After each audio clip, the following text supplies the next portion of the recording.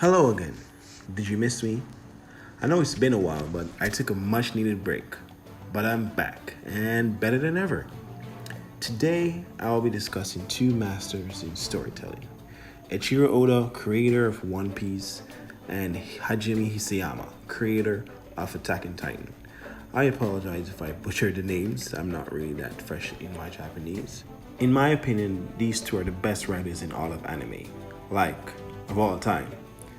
Attack on Titan is in its final season in the anime, and the manga is expected to wrap up by April. And One Piece just released Chapter 1000, and the hype around it could not be any bigger. Right now, it's approaching endgame territory. What I'm discussing today is what makes these authors masters in storytelling: their characters. At their cores, Attack on Titan and One Piece are character driven stories. You might argue that most stories are character driven, but not necessarily. For an example, let's take Naruto into account. The entire story takes place around the main character. Basically, every major event in that story is based off the existence of that character. If Naruto doesn't exist, then basically the story does not exist. The seal in Kushina doesn't break, Obito wouldn't have an opportunity to use the fox. Minato wouldn't have died, the Uchiha wouldn't have been suspects, and there wouldn't have been the massacre. Even if Nagato was going to act on his grudge on Konoha, with the Uchiha still alive, especially Itachi and Shisui, Konoha would more than likely have survived, as they would have their full force and would be more than capable of fending off an attack. And some people might argue that the events in Attack on Titan only take place because of the existence of Eren Yeager, but not necessarily. A lot of people state this because of the events in Chapter 121. I won't spoil it for non-manga readers, but Eren is not the only character that affects the story. The reason being, even without Eren's existence, Zeke would still attempt to execute his plan.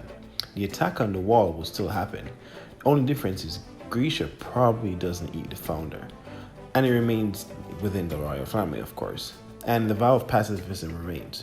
Though I still believe Grisha would still be forced into his decision eventually. The point I'm trying to make, though, is that every single character's actions has some domino effect, no matter how small. If Reiner doesn't convince his comrades to still go through with the plan, then Eren's mother probably doesn't die, and it doesn't set him on his path of revenge, and eventually leads him to the dark place he is now. And if Grisha had just paid more attention to Zeke, then he wouldn't have had to move to the walls. They could have realized the original plan earlier, which is why I think Eren's existence isn't necessary. Every single character is written to perfection. There is no minor character. They all affect the story. Even a character you might have thought was a one-off plays a major part.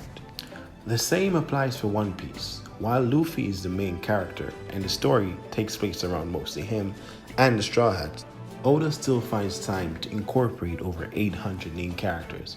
One-off characters like Buggy and Bon Clay still play an important part to the story. Each character has their own unique personalities and character designs that make them so memorable. You can't help but be invested. Senior Pink was a one-off villain with a quirky character design, which surely fit the aesthetic of One Piece.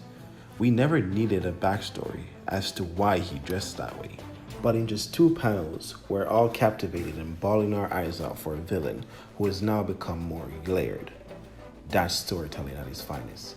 The fight was elevated in that regard, and we as an audience became more invested. Even a simple phrase can be moving if it's stated by a well-written character that has been fleshed out. An example of this was Robin in the CP9 arc. The simple phrase of, "I want to live." If anyone else says that, then it just fades into obscurity.